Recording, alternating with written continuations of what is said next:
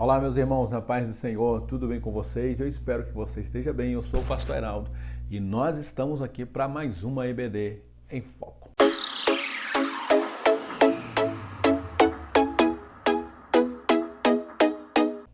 Pois bem, meus irmãos, lição de número 6, os dons de poder. O nosso texto de referência para esta lição de número 6 está em João 14 e Hebreus capítulo 11. João 14, verso 12 e 13, diz assim: Na verdade vos digo que aquele que crê em mim também fará as obras que eu faço, e as fará maiores do que estas, porque eu vou para meu Pai. E tudo quanto pedirdes em meu nome, eu farei, para que o Pai seja glorificado no Filho. Hebreus 11, verso 1 e o verso 6 diz: Ora, a fé é o firme fundamento das coisas que se esperam e a prova das coisas que se não veem. Ora, sem fé é impossível agradar-lhe, porque é necessário que aquele que se aproxima de Deus creia que ele existe e que é galardoador dos que o buscam. Pois bem, como introdução temos, através dos dons de poder, a Igreja de Cristo vive o sobrenatural de Deus na terra. Estes dons de poder são fundamentais para que a Igreja não se apoie na capacidade dos homens, mas no poder de Deus. Tópico de número 1, nós vamos com esse slide aqui. Nós já trabalhamos esse slide na aula passada, só que a gente trabalhou na lição de número 5, os dons de revelação. E agora a gente vai trabalhar aí o segundo bloco, né, que são os dons de poder, que é fé, curas e operações de milagres. E na próxima lição, lição de número 7, nós vamos trabalhar os dons de elocução. Pois bem, nós vamos trabalhar hoje, meus irmãos, esses dons de poder. Como a introdução já disse, é uma capacidade extraordinária dada à igreja para que a igreja realize obras não apoiadas no poder dos homens, não apoiada na capacidade dos homens, para que os homens não digam que a igreja evoluiu, cresceu, expandiu pela capacidade dos homens. Por isso que Deus permite, tanto através dos dons de elocução que nós aprendemos na semana passada, na aula passada. Agora nós estamos aprendendo os dons de poder. E depois a gente vai falar sobre os dons de elocução. Então, através dos dons de revelação, dons de poder e dons de elocução, Deus mostra que Ele tem total domínio sobre a igreja e Ele é quem capacita, que dá dinamismo, que dá força, que dá direção, que capacita os seus servos para que a igreja possa, então, crescer e evoluir. Tópico 1.1, a gente vai começar a falar sobre esse primeiro dom de poder, que é o dom da fé. Os dons de poder são dons que capacitam os membros do corpo de Cristo a agir sobrenaturalmente. Então a gente vai ver que há uma diferença entre este dom, como uma capacidade para agir sobrenaturalmente, e os outros tipos de fé que a gente vai encontrar na Bíblia. Dom da fé, 1.1, o dom da fé possibilita ao crente receber o poder sobrenatural e fazer uso em momentos que só a intervenção divina pode mudar as circunstâncias. Aí tem esse quadro aí que ele fica bem fácil da gente diferenciar o dom da fé, né, que é o que a gente está estudando nessa lição, com os outros tipos de fé que tem na Bíblia Sagrada. Primeira a fé que a gente encontra é a fé natural. A fé natural é aquela que todos têm, não funciona nas impossibilidades. Todas as pessoas, crentes ou não, elas têm um pouco de fé. Elas têm uma fé de que as coisas vão melhorar, elas têm fé de que as coisas vai dar certo, de que amanhã vai ser um dia melhor do que hoje. Então é essa fé natural que possibilita as pessoas a viverem, a acreditarem, a terem esperança. Aí nós temos o segundo tipo de fé, que é a fé salvífica, que está em Efésios 2, verso 8, porque pela graça sois salvos por meio da fé, isso não vem de vós. Então é uma capacidade que o Espírito Santo dá ao regenerado de crer na mensagem da cruz. Ninguém pode crer na mensagem da cruz senão pelo Espírito Santo produzindo essa fé de salvação. Até porque a mensagem da cruz é loucura para aqueles que se perdem, mas para nós que somos salvos é o poder de Deus. Fé como doutrina, examinai-vos a vós mesmos se permaneceis na fé. Então é uma fé que a gente estuda, é uma fé que a gente doutrina, que a gente conceitua ela, é uma fé que nos possibilita crer nas Escrituras, crer nos Evangelhos, prosseguir na caminhada. É uma fé como doutrina bíblica que a gente ensina os nossos irmãos, fundamenta essa fé, consegue colocar exemplos do Antigo, do Novo Testamento. Então a gente monta ou constrói uma doutrina bíblica em cima também da fé, que é a fé bíblica, né? A fé como doutrina. Mas essa fé que a gente vai estudar a partir dessa lição é uma fé como dom dado pelo Espírito Santo, que está lá em Gálatas 5:22, diz: mas o fruto do Espírito é caridade, alegria, paz, bondade e fé. 1.2, a fé especial, ou seja, milagrosa. Dom da fé é uma fé especial que visa capacitar o membro do corpo de Cristo para o enfrentamento de situações especiais. Inclui a capacidade especial de inspirar a fé nos outros, como Paulo fez a bordo do navio em meio à tempestade. O interessante dessa história, Deus havia dito a Paulo que ele tinha que pregar em Roma. Então Paulo estava no meio de uma viagem, o navio estava indo a pique, o Senhor visita a Paulo, dá essa palavra a Paulo, que Paulo não ia se perder e nenhum daqueles que estavam com ele ia se perder, e por meio dessa palavra inspirou a fé no apóstolo Paulo. O apóstolo Paulo inspirou o navio inteiro de que eles iriam sobreviver. Então é uma capacidade sobrenatural de, no meio de uma tempestade, você dizer que nenhuma pessoa vai se perder, todas elas serão salvas. Você dizer que todas as pessoas serão salvas quando você está numa situação de conforto é mais fácil. Agora dizer que todas elas serão salvas, vivendo numa tempestade há vários dias em que o navio já está quase indo a pique, aí somente com o dom da fé para tamanha façanha. 1.3, o dom da fé em ação no Antigo Testamento. Moisés exerceu o comando recebido de Deus e atravessou o Mar Vermelho com o povo de Israel. Viram o milagre acontecer. Êxodo 14, 13 e 14. Também vemos o exercício do dom da fé na vida do profeta Elias, quando este desafiou os profetas de Baal e de Azera. Esse exemplo do Mar Vermelho se abrindo, para mim, é o exemplo mais clássico de fé sobrenatural, dessa fé como dom do Espírito Santo. Porque Deus diz a Moisés, Moisés, o que tu tem na mão? Moisés disse, eu tenho uma vara. Pois é com essa vara que você vai tocar na água, vai tocar no mar e o mar vai se abrir. Então é uma coisa que aos olhos humanos é uma coisa impossível de acontecer, não há condições disso acontecer. Então Moisés executa através da fé, esse mar se abriu e aconteceu exatamente o que Deus havia dito que aconteceria. O dom da fé em ação no Antigo Testamento, temos outro exemplo aí que a lição vai nos dar, é Daniel capítulo 6, que é a própria vida do Daniel, vivendo na Babilônia, um estado completamente contrário à sua fé, muitos levantes foram impostos a ele, mas Daniel viveu ali a maioria do tempo baseado nessa fé sobrenatural. Venceu ali essa cova dos leões e venceu tantos outros desafios durante vários reis que passaram por ali. Daniel permaneceu intocável, porque ele tinha esse dom através do Espírito Santo, porque Deus queria deixar um exemplo para nós hoje. Então Daniel, ele foi colocado ali, Deus permitiu eles irem para o exílio, levou esse garoto, Daniel ainda novo, para ali, ele envelheceu lá, não morreu ali enquanto o Senhor não permitiu. Daniel experimentou e viveu o sobrenatural de Deus na Babilônia. E aí nós vamos para o segundo dom, que é dom de curar, né? Dons de curar no plural. É através deste dom que o Espírito Santo oferta ao crente o poder de Deus para que seja capacitado, a fim de realizar a restauração de saúde de alguém por meios sobrenaturais.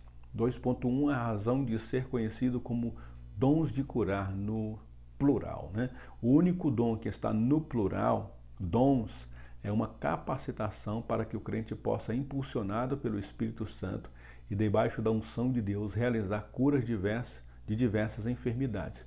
Pedro e João e a cura do coxo na Porta Formosa. Então, dons de curar, porque na verdade são várias enfermidades, vários problemas ocasionados nas pessoas e cada situação, muitas das vezes, exige um tipo de ação. Por exemplo, existem casos em que a Bíblia manda a gente impor a mão sobre os enfermos.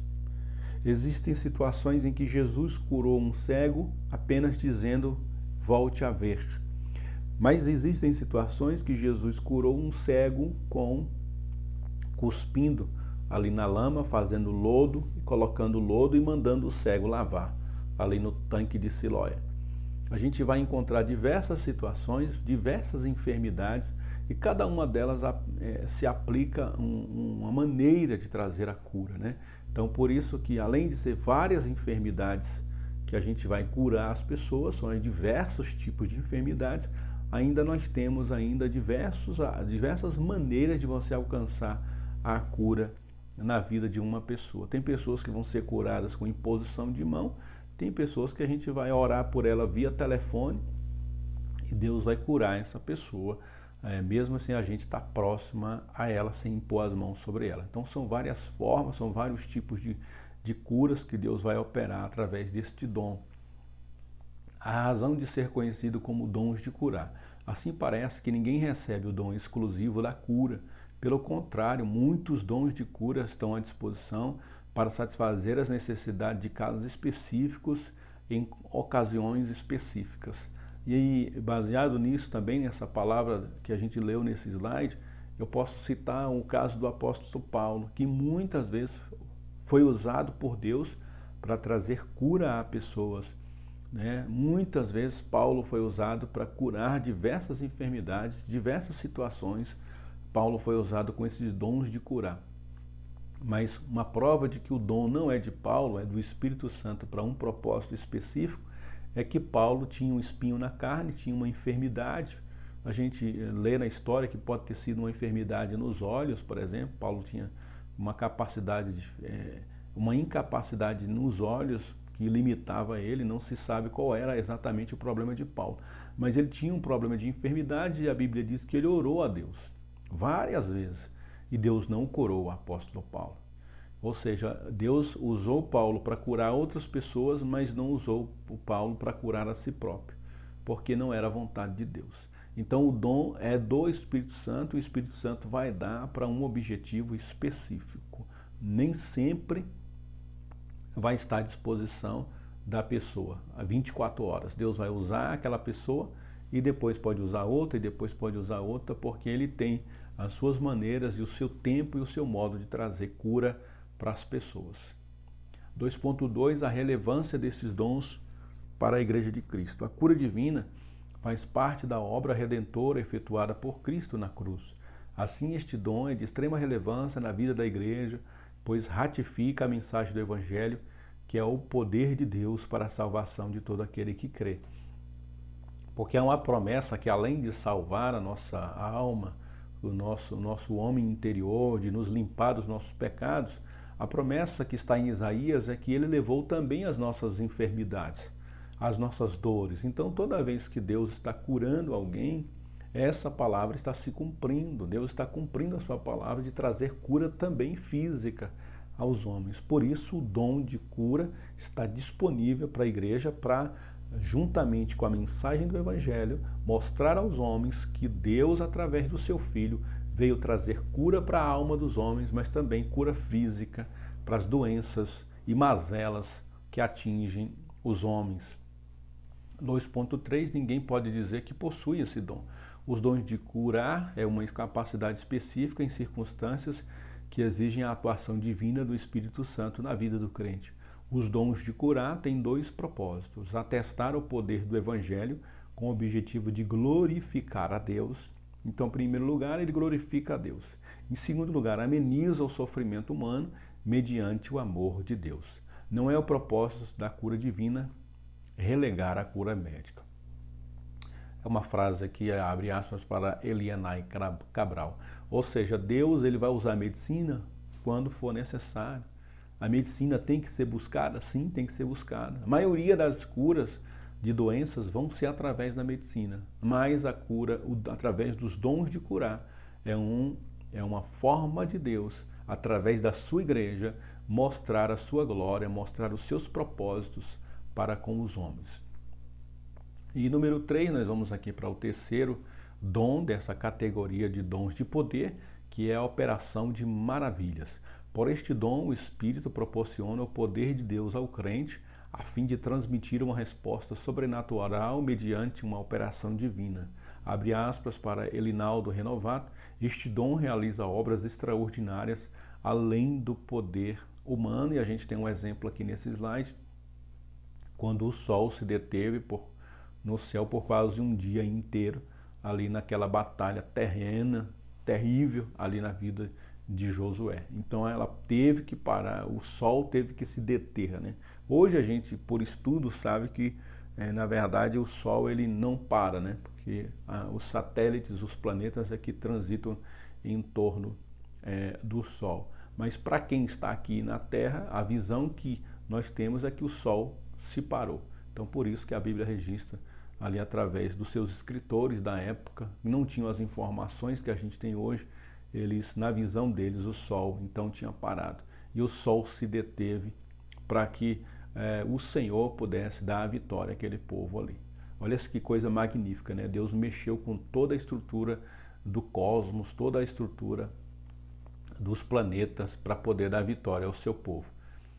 3.1 Este dom não é por mérito humano. Engana-se, porém, quem pensa que é o detentor do dom de operações de maravilhas, não deve ser apreciado pelo mérito humano. Este dom é uma manifestação de poder sobrenatural para a edificação da igreja.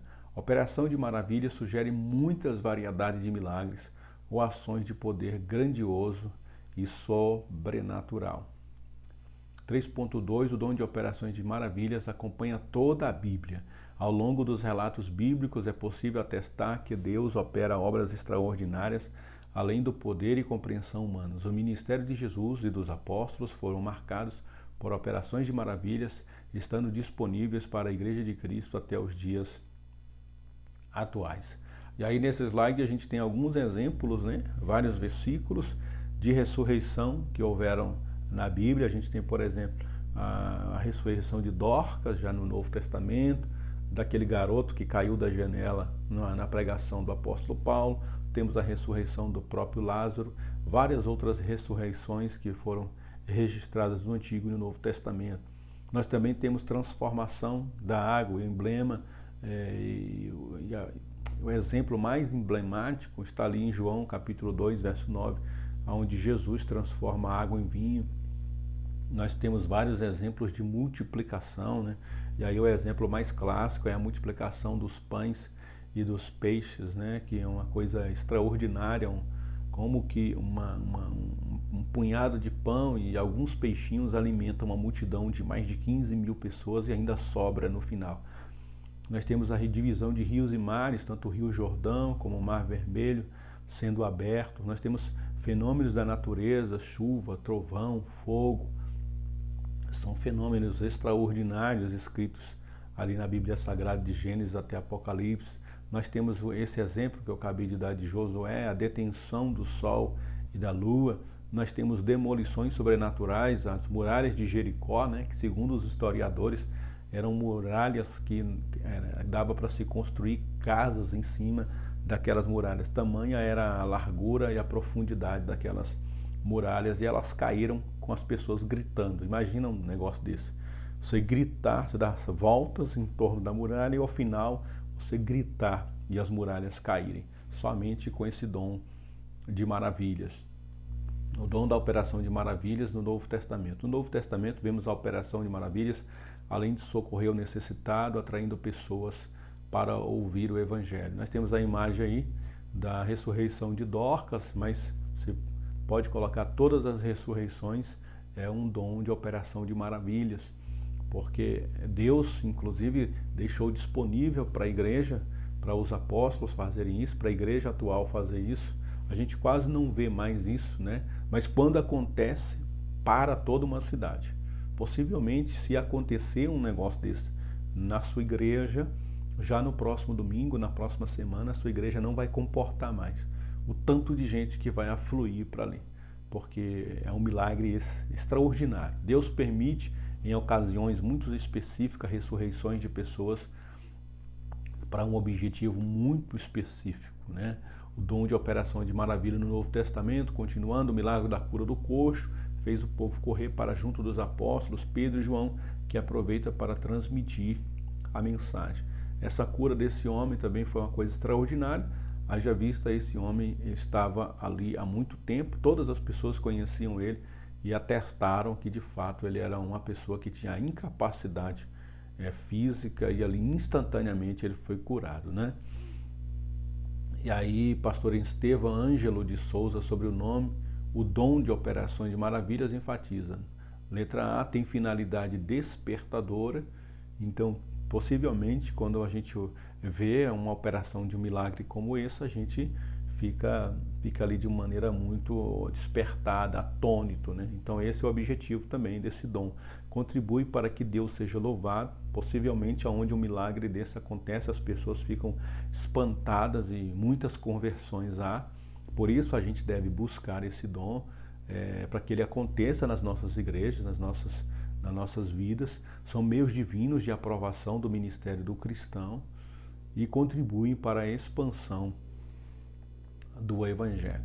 E aí nós temos já como conclusão, como observamos ao decorrer da lição, os dons de poder são habilitações ofertadas à Igreja de Cristo para exercer a obra confiada pelo Senhor, pelo poder sobrenatural do Espírito Santo.